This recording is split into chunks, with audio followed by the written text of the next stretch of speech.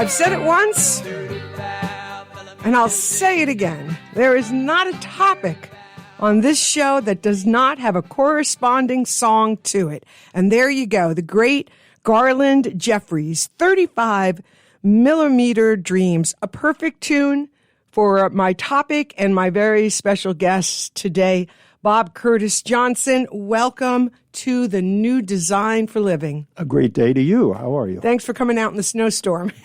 You're welcome.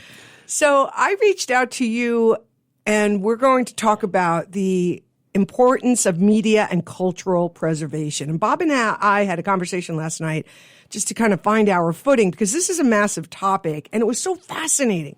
And I really wish we did have hours, because everything that we talked about is super important to both of us and to our experience in the new design model. So we're going to do our best to drill down into a few important nuggets that surfaced last night. But let's start with the question I always like to ask, which is how and when did this become a passion of yours? Yeah, well, there's a very specific moment for me, and I'll start by saying that I was always a camera person from my youngest days. I think probably 9 years old with a Brownie Starmite, taking pictures of whatever's out there. And this probably filters down from my dad, who was a filmmaker and an advertising guy and a feature filmmaker. And I was aware of that, but not heavily when I was young. He probably was done doing that about when I was 8 or 9. Okay. But he always remembered it, and there was always a few 16 millimeter prints around the house of things that he had made earlier on. And I remember, I just wanted to be hands-on. I wasn't ready to write. I really didn't have much to say, even at 20, 21, 22. I just fiercely wanted to do this stuff, but I wanted the equipment. And I had learned in high school the power of editing through making short films on Super 8 millimeter. In high school? In high school, yeah. And I actually had hands-on video in rural Arizona in the mid-'70s on some of the formats we're preserving today, half-inch open reel EIAJ, as it's called. And that was instructional in an electronics class that I had there. And later, as a senior, was doing Super 8 millimeter films. And once the shooting was done, my friends on the project, my classmates, they were gone. The fun part was over. The acting was, the camera's away. And I'm left there with this film. And I said, okay. And as I started, I was like, oh, I get to make all the decisions. Isn't that interesting? And it wasn't a power trip. It was just creatively, this is a strong place to be. I can make this work however I respond to it. And so I did. Because really editing is the second half of creation. The first part is you're gathering all the ingredients, but the editor is the one that tells the story with what it has. Yeah, and especially in documentary where, and this is somewhat true in feature, but that usually tends to follow some kind of a script or even a storyboard. Whereas in documentaries, or the kind that I like to make, you just shoot and you interview and you find the film in the footage. So that's the exploratory part that is the second act of the filmmaking is, okay, let's put it together and let's communicate to our audience from everything we have. And so what you leave in is important, but also what you're leaving out is very important. Absolutely. Yeah. And let me, of course, state that from that high school graduation moment, you've had, as I said online, this illustrious career. You've worked for PBS, the Discovery Channel, the Learning Channel. And this is a 3-page resume. I was just like, oh my gosh, as your friend, I didn't even know as much as I do now. And that makes me really happy. I think our paths crossed when you were working with AMIPA. And of course, now you have your own company, Summit Day Media. Can we just touch on for a moment AMIPA and, of course, the passing of Francine and maybe how that further established your passion and solidified the importance of preservation? Sure. Well, I was at the end of a post-production career, a lot of which that you're mentioning there, and it was in Anchorage, Boston, and Washington, D.C., and we were working on national level material, and I realized it's very similar to anything you would do in a smaller market. And so when our daughter was born, Kathy and I, we decided to bring her back here and raise her in Anchorage. And I was previously familiar with Richard Taylor, who was my mentor, editing, production mentor at UAA, University of Alaska Anchorage, and his wife Francine Taylor at the time. And so I got back to town and called Richard to see what's up, and they had separated. But we reached Francine, and we had a conversation with her, and we ended up taking the new sort of mother-in-law apartment, downstairs at her house, and helped to renovate that. And we had a new infant, and so got to know her that way. She was in film production. And this is Francine Listufka Taylor, as most people would know her. And she and Richard and a gal named Mary, I'm going to blank on her last name at the moment, but the three of them had started Alaska Moving Image Preservation Association earlier as an advocacy for moving image preservation, because the state institutions were not being funded, and we felt that they should be, or they did. And so I ended up being pulled by Francine onto the board of that. Because if you were near Francine, she was a very generous person, but at the same time, there was a lot of reach. Yeah. Hey, I need your help doing this, or I got this project going on over here. Will you? And so I found myself on the board of AMIPA, and within a couple of years, we had enough money that they asked me to resign the board and become the first employee. So I was a technical director first. And the first thing I did was say, we're not going to digitize yet. Because there were folks and an engineer that we had that thought we should start right away. But I was aware enough to know that we were not ready. The world hadn't figured out that sort of thing yet. And so Francine was this constant presence in my life for the 8 years that I was at AMIPA. And up to and including a founder transition where I became the general manager and she became the program, the lead program person. So she's was an amazing figure in that a lot of the energy around moving image preservation, not all of it, but a lot of it happened because she stuck with AMIPA, and the other founders went and did other things. And she clung to it, and she would fiercely make the case, whether you were in Juneau, whether you were the Anchorage Assembly, whatever. She would just say, "We have to do this," and if you spoke over her, she would keep talking. Yes, that's true. I remember that. And as a talker, that was always humbling. So I'll ask you the question then. Why do you feel now that it's important, this idea of preserving audiovisual, film, media? This is a media culture and has been for a long time.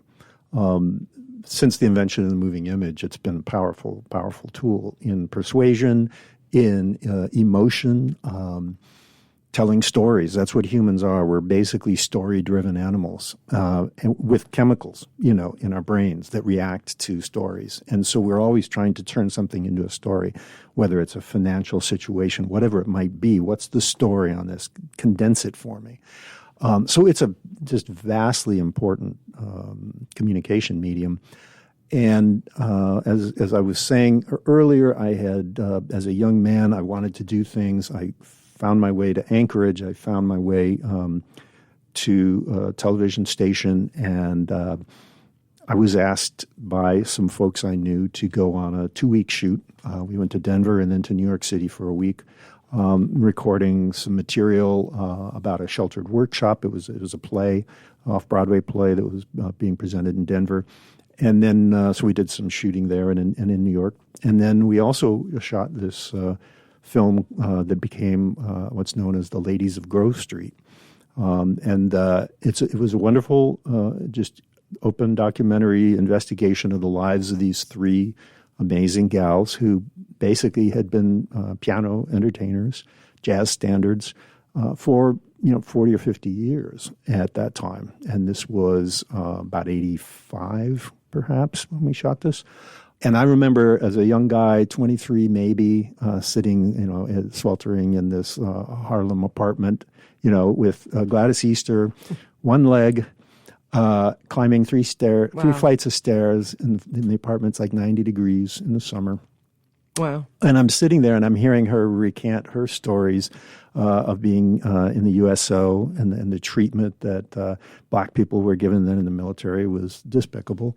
There was no fairness to that. But she was recounting her life and her endurance and her commitment to the joy that playing music brought her and her audiences. And she was a very funny, very likable person. I just fell for her immediately. And then with Mabel and Marie, the three of them performed at an event that we recorded. And that became, I believe it's a half-hour film called The Ladies of Grove Street. And we distributed that on PBS, directly to PBS affiliates nationwide. And we started hearing back from people all over the country who knew these gals and were just so moved. And I remember thinking when I was there, this is documentary. Average people you'd never think of have fascinating stories, have lived wonderful, interesting lives, and there's messages in all of our stories. So would you say that the genre of documentary is also a category of preservation? Absolutely. If you think about it, I'll just take Ladies, for example. We made a 30-minute film. Well, we've got 7 hours at least of recording of their interview material. Plus, we shot probably 4 or 5 hours late into the evening at this club to do the pieces. We couldn't use everything, but there's far more material in the outtakes.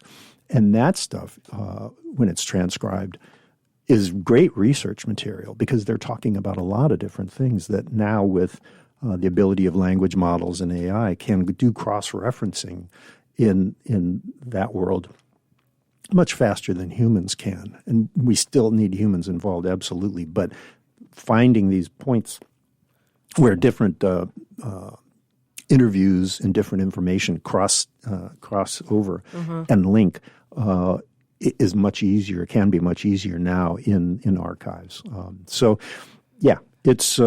documenting. Everything can't be saved. Not everybody should be recorded. But if we're selective and intentional about that, we will know far more than we would otherwise about how the experience of the people. And just look back 100 years.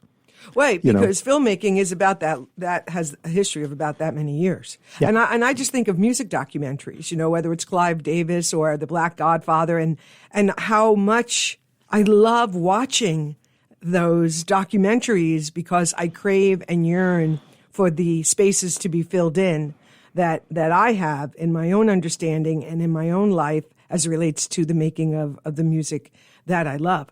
You said earlier that you put the brakes on AMIPA going digital when you took over that particular role. How do you respond to people saying, well, we don't need to preserve film because we have the cloud or everything is digital now? Yeah, well, certainly AMIPA is digital now, and as we are, and we deliver almost 100% on digital, although sometimes we do deliver on optical. There's reasons for that, good ones. Also sometimes on fresh film, polyester film, because that's a non-digital source. So if you have that and a digital, let's say we have a giant sunspot that's out of control and we lose a lot of digital information, which is remotely possible. It is possible. Films won't be affected by that. Optical media won't be affected by that because it's a pitted digital format. It's physical. So it's not erasable by a magnet, whereas most tapes and hard drives are. So remind me your how does the cloud, if people try to say it's not necessary anymore to preserve because it's up in the cloud? Sure, exactly. Well, who controls that? Who has the off keys that can turn that off? We had an experience here in Anchorage with a large new television news operation that had been ongoing that I'd worked for decades ago. They were bought by a competitor. They turned off the website the next day. So everything that used to be letters to the editor that would be published in print form and visible to people in a morgue or a library disappeared overnight. All the community interaction, all the community feeling that we normally can research and understand looking backwards just by seeing what people were saying is gone. And any platform that anyone is holding their material on, Facebook, anything like that, with the right incentive, they can turn you off. They would be a big backlash, but if they chose to, they could delete everything tomorrow. So trusting platforms to be noble, don't trust a corporation to be noble. Even nonprofits necessarily, although many, it's great because it's in their mission. But someone like, Meta, their goal is to be profitable. They're heading into AI.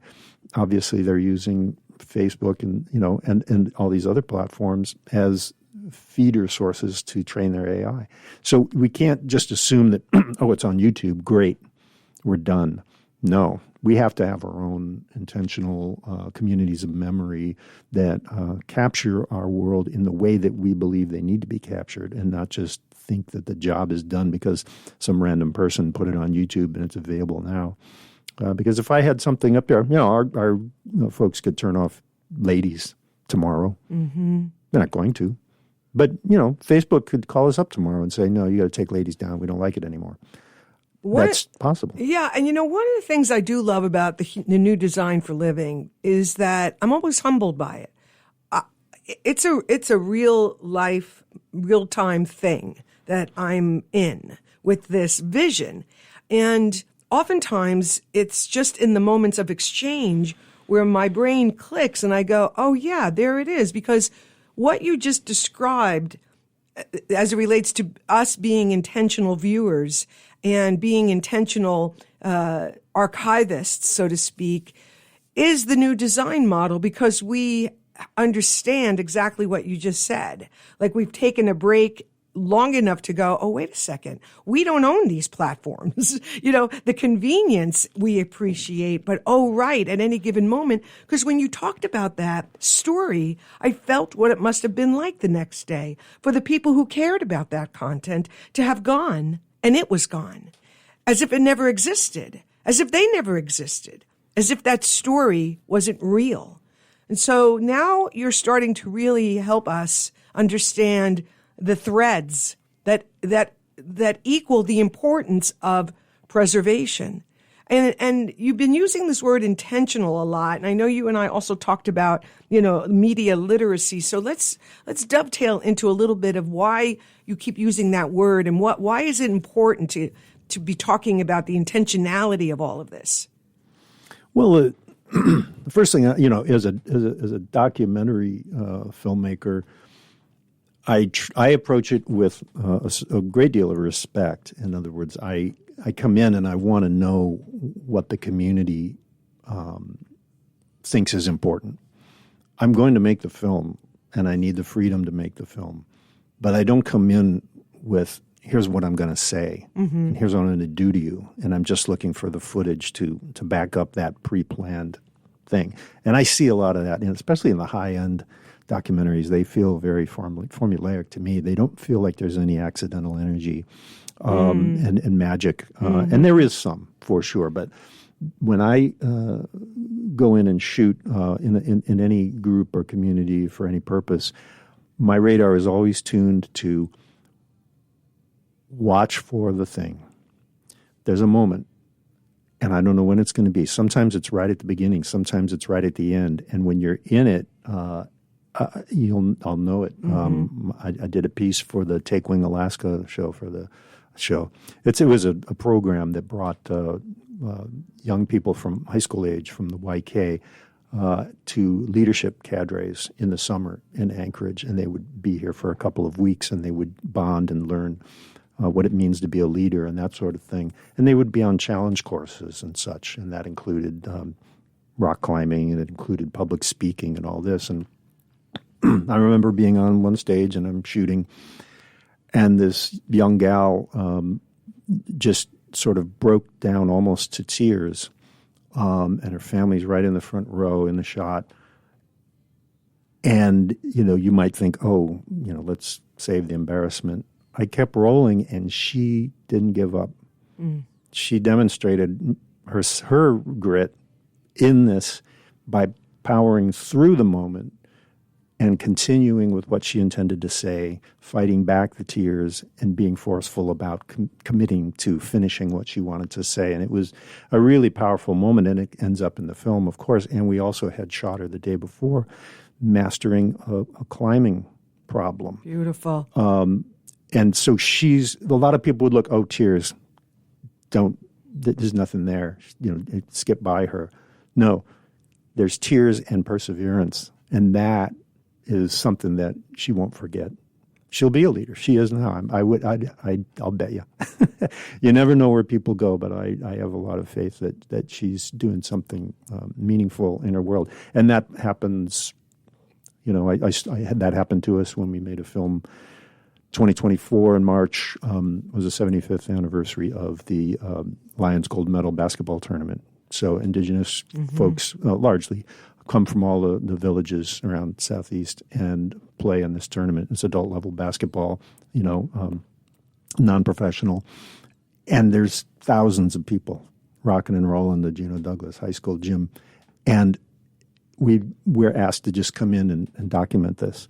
And so we shoot all this. There's a great moment at the end where the leader of the Lions comes up in front of the whole gym on the mic and says, "We don't know if this can continue." And you could hear a pin drop because they really were concerned about resources. But then he says, "But with your support and your guidance, we're a community. We will work to make sure there's never not a Lions Gold Medal basketball tournament." And the place erupts. Yeah. And I'm in the middle of that. And swinging around with the camera, and I'm going, this is that moment. Yes. This is, you don't know. This is the magic. Thank God I'm shooting. Yeah, exactly. But this is the end of the film, and it's a fabulous end to that piece, and it just worked out that way. And we shoot hours and hours of footage. So they also have all this documentation of all these elder folks in the Lions and players that they also have. So they have dozens of hours of material now as an oral history to their program, as well as the film. The film's 9 minutes, but there's hours and hours and hours exactly. of interview. Have you found that the indigenous cultures have a greater reverence for preservation?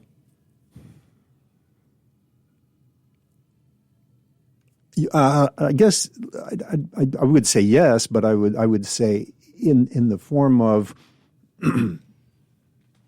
television arrived in Alaska in the 70s, and before that they were doing documentation on tapes because there wasn't a lot of written language, and a lot of people didn't know how to write. And there wasn't unknown. I'm not trying to say that at all. I'm just saying it was not as ingrained multi-generationally as you do things with media.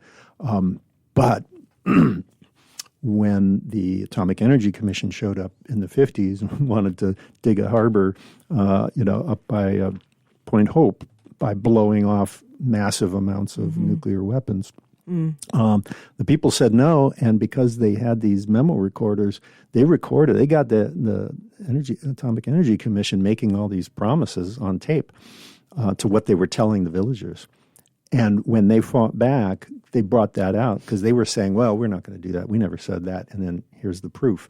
And that to me was exciting because that's moving image and sound media right from the beginning of pushback for control and preventing these negative impacts that have been historic in the Native communities of America and elsewhere.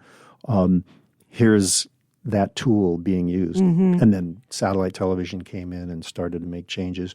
And then in the late 70s, early 80s, there's money in the state, and suddenly, with all the new Native corporations, they start documenting elders. And so there's suddenly this big pulse of recorded material, sound and picture and sound recordings, all from that era, basically. And it tapers off a bit, but there's still quite a bit of that going on. And lots of dance culture being recorded. Kiviak, all over the state, there's dance celebrations everywhere that are documented fully. And so now that material is very commonplace, and there's new podcasters and media stars and all this in the younger generations, TikTok folks. Oh, I can only imagine. Yeah. I can only imagine. Bob Curtis Johnson is my guest today. We're talking about the importance of media and cultural preservation. If you've got a comment or a question, 907-222-1061 is the phone number. When I was working over at KMBA Radio and Quantic Broadcast Corporation, I was introduced to the indigenous cultures here in the state of Alaska when they were doing things like the Word of the Day. And I interviewed a lot of leaders in the Alaska Native community, and I was quick to understand the culture of storytelling, oral storytelling. And at the time, there was an urgency and matched with a concern that the oral history was not being embraced by the next generation. And then what would happen to the storytelling? So I appreciate what you just shared, because in that way, the marriage of oral storytelling, where there is no capturing, with an archivist who is capturing, whether it's on a phone or what have you, is really a perfect marriage to archive something that by the nature of how it's delivered is in the moment. It's in real time. So that's why in part I was asking about that. Though one of the things you were very passionate about last night, and this is a good segue as well, is the role of the archivist. So in the old design model, that archivist is revered. They're important. They're experienced. And they are a solo entity for that task. But last night, you were saying, but in the new design model, it expands to not just the community, but the family member.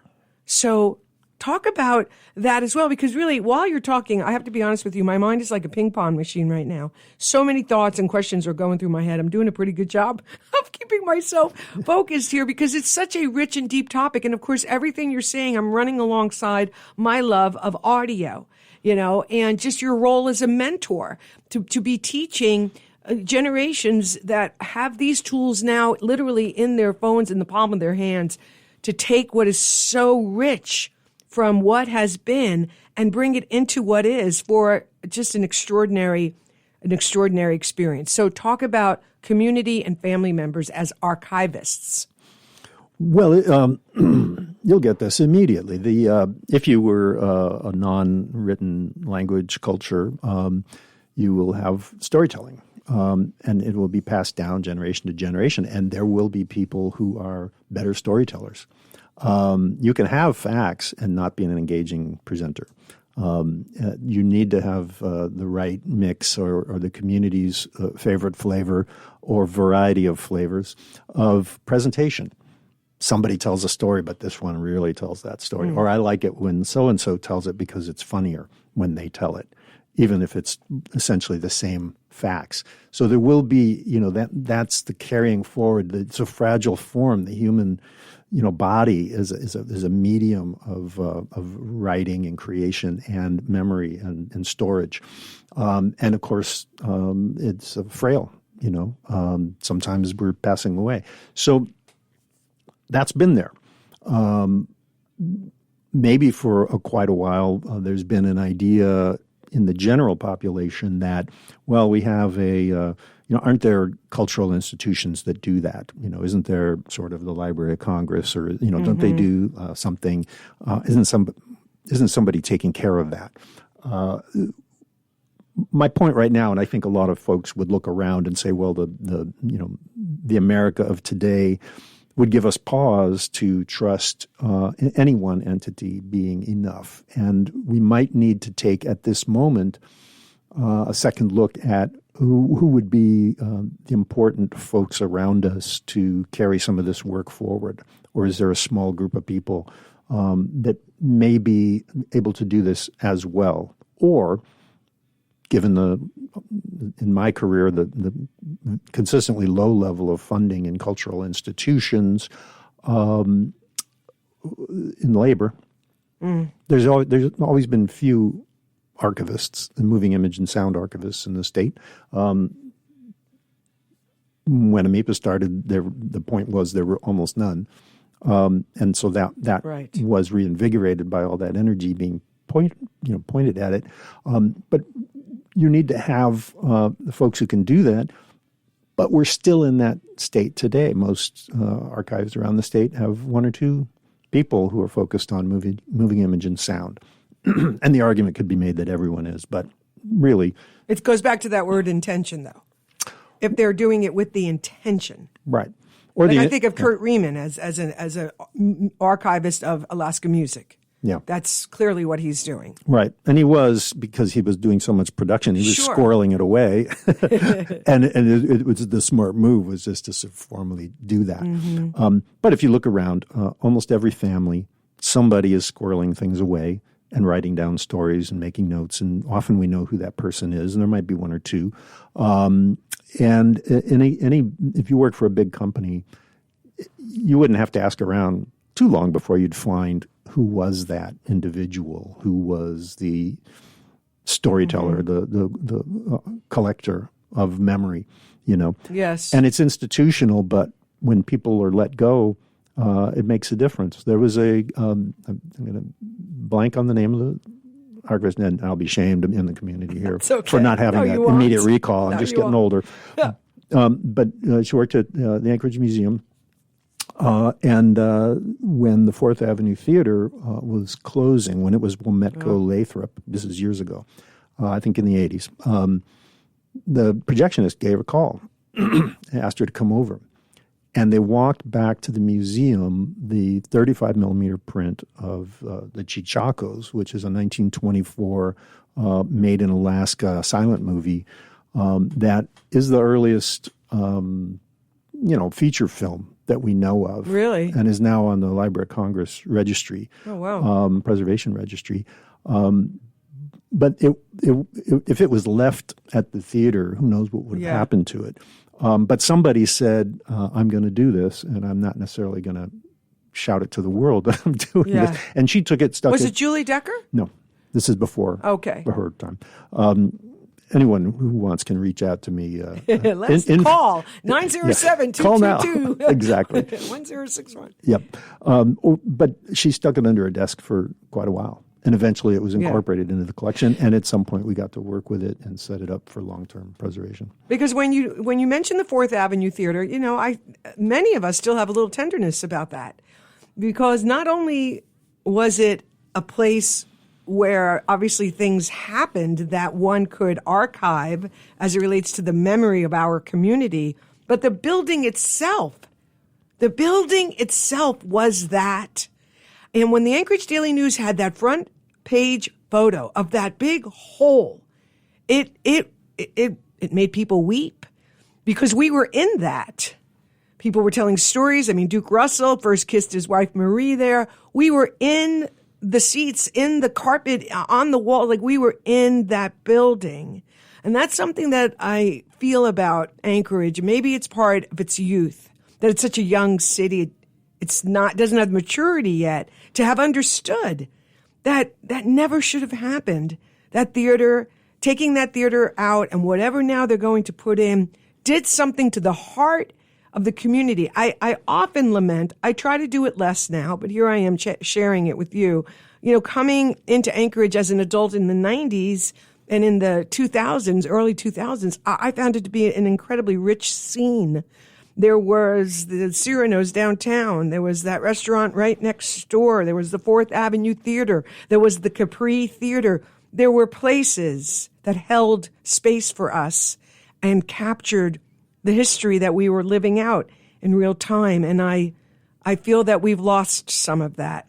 I mean, I know we have Van's Dive Bar. I know we have Willowa, and people are trying to do important things in what we have to work with. And it's changed. So that's why when you were talking about family members, and I feel like I am probably, there may be others in my family, but I know for sure I'm the archivist because I have a lot of photos, hundreds. And so here I have nieces and nephews who have taken more photos than my entire family combined, but they have no photos. They have a thing in their home where it scrolls past photos digitally. And so I'm creating these baskets for each of them that has their childhood and their memories with family and parents and siblings that is taking a long time. So when you talk about this role as the archivist and the amount of time it takes to edit and go through things, it is dedication. It is dedication. Yeah, it takes time. It takes attention. You have to stop. You have to think about it. What do you want to collect? And any well-funded archive would have a policy that these are the things that this is our collecting policy. This is how we approach the community and caring for the community. I just think that being underfunded, what I've decided is that I'm an advocate now for small groups collecting and cataloging their own information and their own history. It can be photographs, oral histories, it can be recordings, it can be written form, but you got to do it now. The Alaska Dance Theater is doing that right now. They're in the middle of that process. And others, and the people who get it will do it. That's how you're going to be understood. Why is it underfunded? Why is something like the Anchorage Film Festival, just celebrating its 25th year, able to get such traction and such response and funding? But this topic we are talking about, not in comparison, but just as an equal player in the funding discussion. Why? Is it just as simple that there's not enough people holding it as a value? Maybe it's like architecture. Maybe it's like the Fourth Avenue Theater. The bones of the thing are not as exciting as seeing the thing. So going to a film, we're all going to figure out how to get, $10, $20 to do that once in a while or more or often if we really enjoy that. However, collecting the material, going through and doing the transcriptions, the cataloging, that sort of thing, that's not very exciting. That takes work. That's not a break from work. Like folks who work traditional jobs, they come home, they don't want to do that as a hobby. They want something that transports them elsewhere. Sure. Which is what a film can do. So the irony here is that the film is celebrated. And if we can see it at home, sometimes people like that better. I still love going to theaters because what people may not know that I know as a filmmaker, every audience is different. Every live performance of that is received differently depending on the zeitgeist, the spirit in the community on that day, on the other day. I mean, I remember when 911, Francine and I had a screening scheduled at the Alaska Native Heritage Center, and we thought, should we cancel this? What's the right appropriate response? And we decided it was to go ahead and gather as a community. And we acknowledged what had happened, but we went ahead as we must with the day-to-day importance of the other work. And it turned out to be a very rich conversation after I bet it was. After the screening. But that's sort of maybe where it is. The Fourth Avenue Theater is a gaping wound in my heart and in many people's, but it is something that happened because we were not intentional enough. It was on a register of historic places, but it had no covenants to prevent it from being torn down. And it was bought, Northern Bank sold it at a discount to the Peach Investments, and they decided to destroy it. And they're going to put up an ersatz Fourth Avenue logo eventually on a hotel. And so when you look at Fourth Avenue, you'll feel good. You'll see that logo, but it won't. The bones of the original structure are gone. And it was gorgeous. It was an Art Deco theater. It was designed by the architect of Britica, who designed the Pantages in Hollywood. Gosh, really? Yes. Oh my! Well, that's why it looked Hollywood. I mean, that was just a lush. And that was Cap Lathrop. Oh yes, investing. Yes. And that was Augie Hebert, who ran the radio station. Great. Yeah. Well, that's why, to me, radio matters. And that's why I sit here every Monday at noon, because it's unlike anything else. It just really is. It's local. It's real time. People can call in and be a part of the discussion and comment on it. And in a way, radio stations, they just still matter. They're their own movie projector in their own unique way. All right, let's talk about AI. What do you want to say about this? Well, I'll say that we're using it, and then I'll tell you how we're using it. And again, this is sort of intentionality. Like, I would beware of anything that I was using AI to make decisions about that in a general way. Like, I certainly wouldn't use it to scan the news and tell me what to think about something. maybe as a collector of information, but even then, what it's reviewing is things that may be written by bots and other social media automatic programs that basically go out and read what's already been written and summarize that, say it in a different way, and post it on a feed, and then suddenly you have 100 posts about something, and it looks like people are excited, but these are pretend accounts that aren't real. So we use it very selectively. We, when we're coding, we do our own software for particular processes and things like that, scripting in Python and others. It's very useful because you can begin to express an idea. I'd like to do this, and it will give you a possible completion. And you can look at it and say, "Well, that's close, but let's change this," and then you can just speed up your coding very very quickly. Doing something just yesterday was we're doing some work for the Kodiak History Museum, and I was using a language model to transcribe the English language that's on the films that they sent us for transfer. And you get a plus 90%, maybe plus 95% accurate English transcription in almost every case. You still have to edit it. You still have to review it. You're not going to trust it without a human actually going through and checking the spellings, place names, punctuation, accuracy, because they do hallucinate from time to time.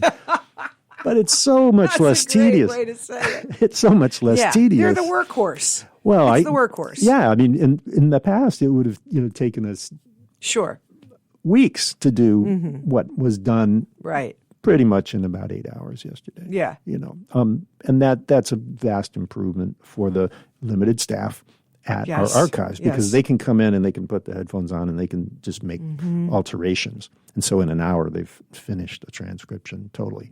And it's good and it can be posted.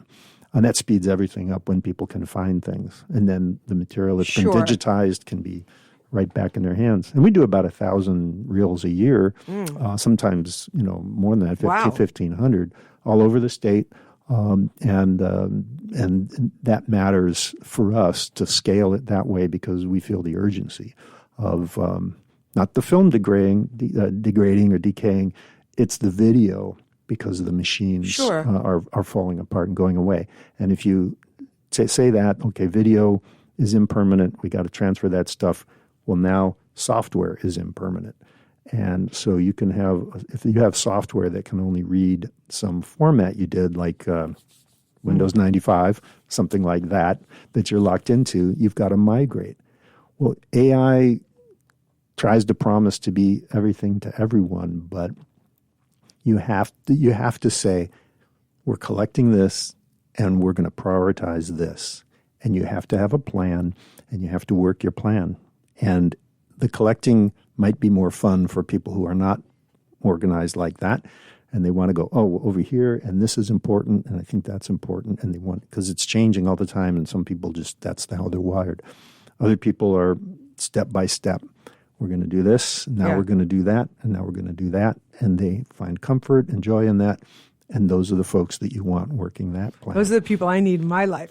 that would be a perfect match for the way I kind of do my creative expression. A mix is great. Yeah. And that's true. We have that on our staffing. I mean, So how does AI, so what are you seeing in your own work as a filmmaker, archivist, all the things that we've been talking about that you do?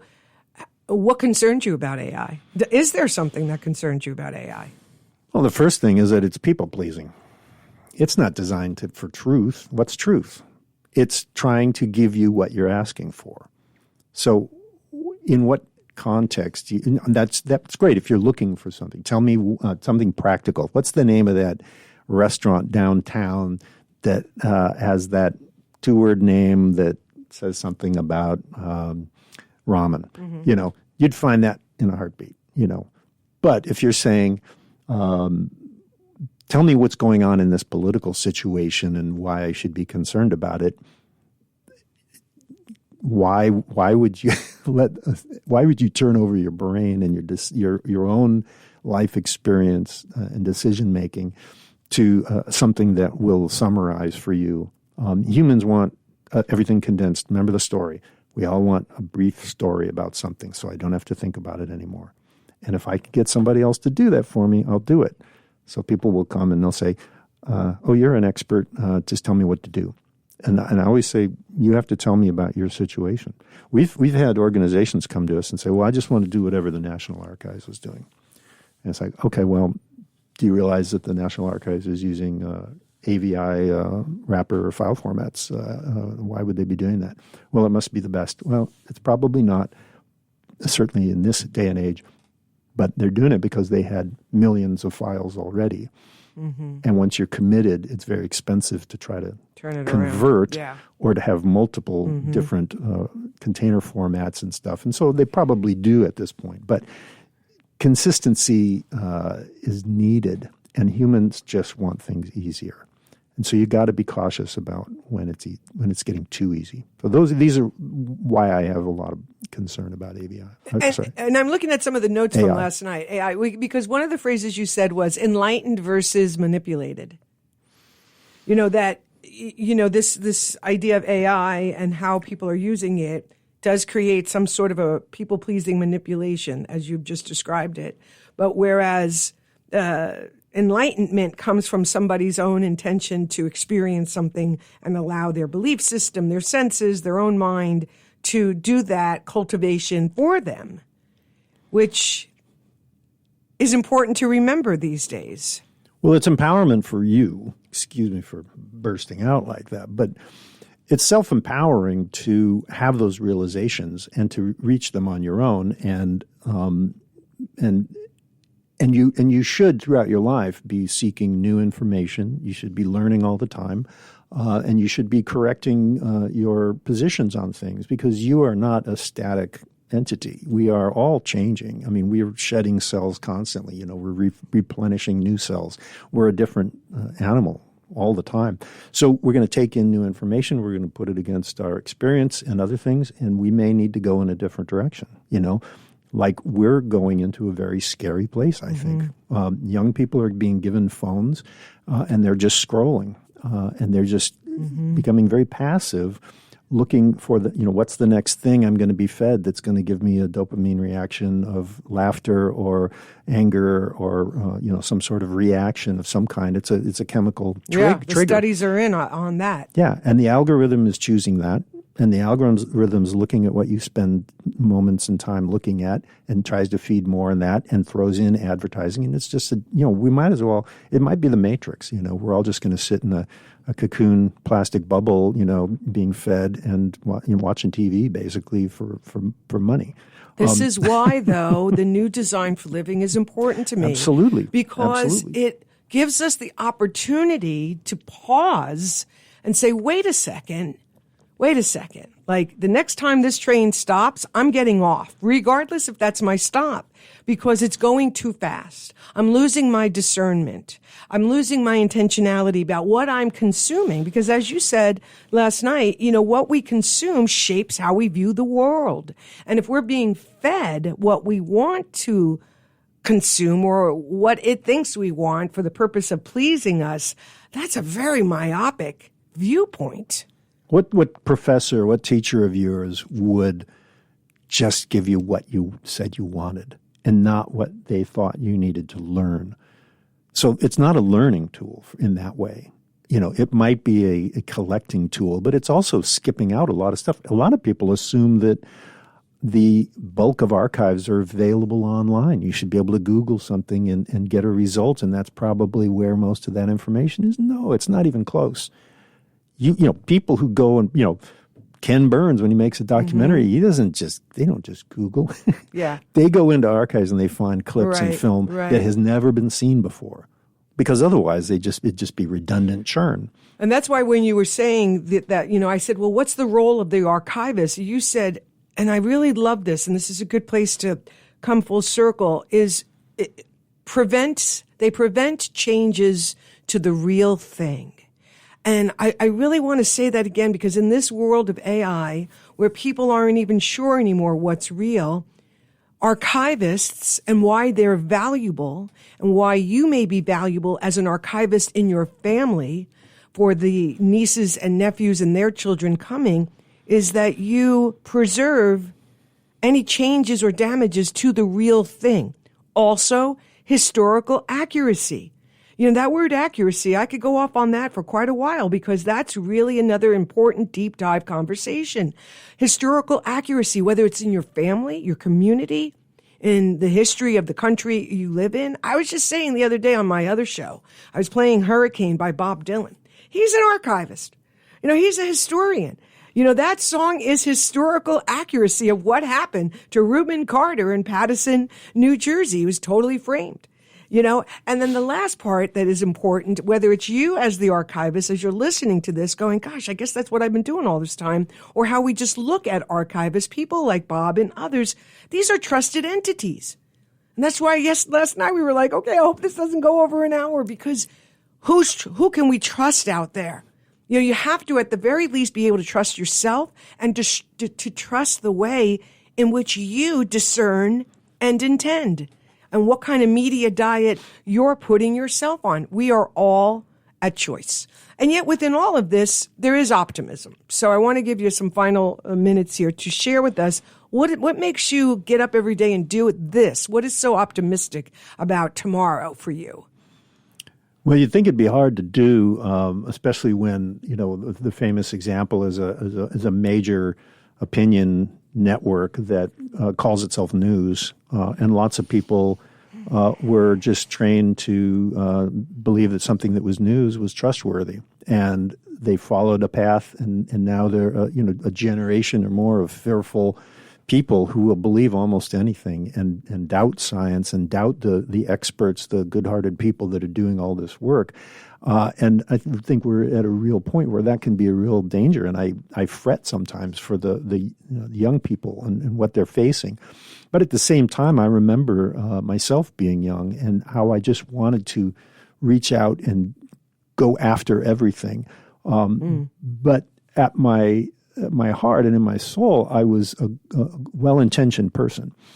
And I know from working with young people, I was a high school youth advocate for a time, and with raising a daughter and all their friends, and seeing young people come through our place as interns. That's not changed.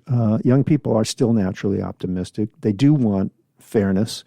You can see poll numbers in America turning to fairness.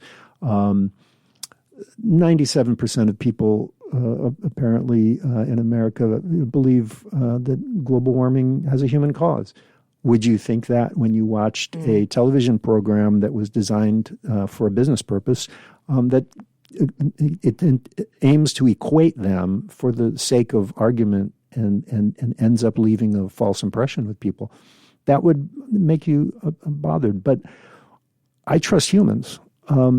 As weird as it is, as concerning as sometimes that can be, we are failure prone. We make mistakes, but we pick ourselves up. There are people around us who will help dust us off and get us back on the right track if we stay open to them.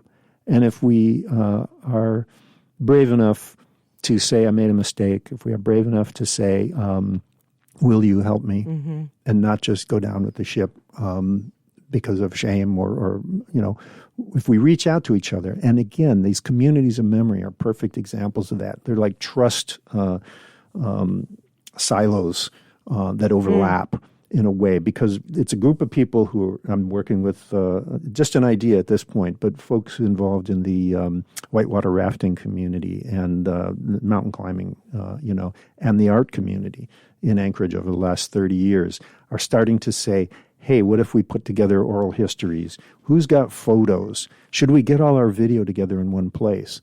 And if we do that, and if each of those groups does that, they will be bonded to each other as they do that. And they will all have confidence because they'll know where that stuff came from. And in a way, that's why I still have an affection with radio, because and radio in Alaska would do well for some of this attention. When you really go back to how radio was an act of service for people in outlying communities that did not have any way to communicate. That's why Steve Heimel, that beautiful show he does on Christmas, where people call in and send messages, it's to hold the space in our memory. Oh, right, this thing did that then. So this has just been such a rich and deep conversation, Bob. Really, next time I see you at a gathering, I don't know, it's going to be like just a whole nother thing. I know we're going to just pick up and keep going. But thank you for what you do. Thank you for holding this up today so we could all choose again what our relationship is to everything that we've talked about. And when the time comes to financially support it, may we all say yes, so that people like you and the people who work with you feel that value and have the funding to do what only you guys can do. So, right back at you, Camille. What you're doing is so valuable, and your curiosity is rewarded. Your listeners are benefited every time, every episode. Well, thank you so much. I appreciate it. Bob Curtis Johnson is my guest today. Summit Day Media is where you'll find him online, and we're going to end the show with an album that's got this whole topic in it, Dire Straits making movies. And given the weather, the song is Skate Away. You can find all of the shows on podbean.com, Apple Podcasts. This show will be available in a couple of days as well. You can track it on my Facebook page or just download any of those apps and get notified when the shows come up. And of course, spread the word, help me grow this audience so that my guests like Bob can be heard by more and more people, because that's really what this is about. Drive safe out there. Have a great day.